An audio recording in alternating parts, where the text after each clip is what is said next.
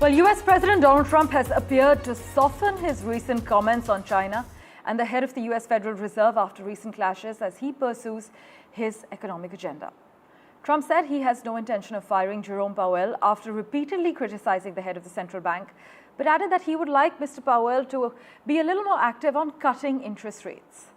In fact, he said the level of tariffs or import taxes that he had imposed on Chinese imports would come down substantially, but he also added it will not be zero.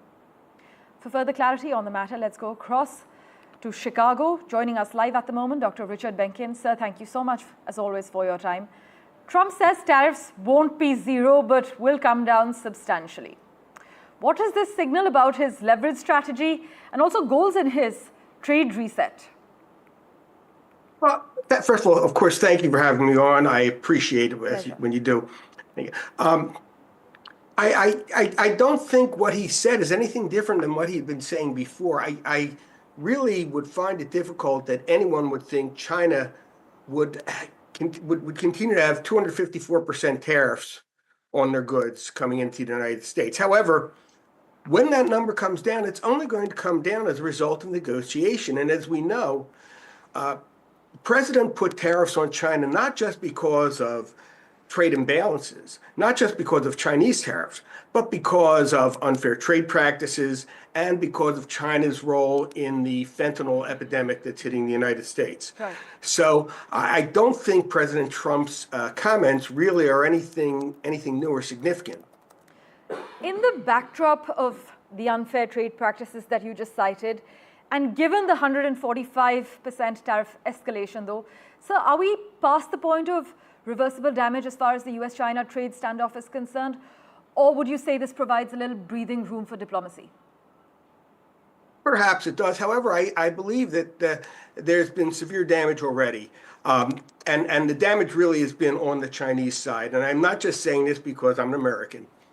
I mean, the fact is, China recently said they were open to negotiations, but only after trying everything they could to avoid negotiations. Yes, they're having a few talks now with the Europeans on one or two matters, but his charm offensive to Europe failed. He went to allies, Japan, South Korea, failed. He even went into his own backyard, Vietnam, and other countries, Southeast Asia, and was rebuffed again. But and in fact, even Pakistan, which is essentially a Chinese vassal state at this point, is now talking to the United States about importing more U.S. oil to address the trade imbalances. However, I think the final straw is that with what happened this week with the United States and India. Right. China has lost a lot of market share during this immediate period.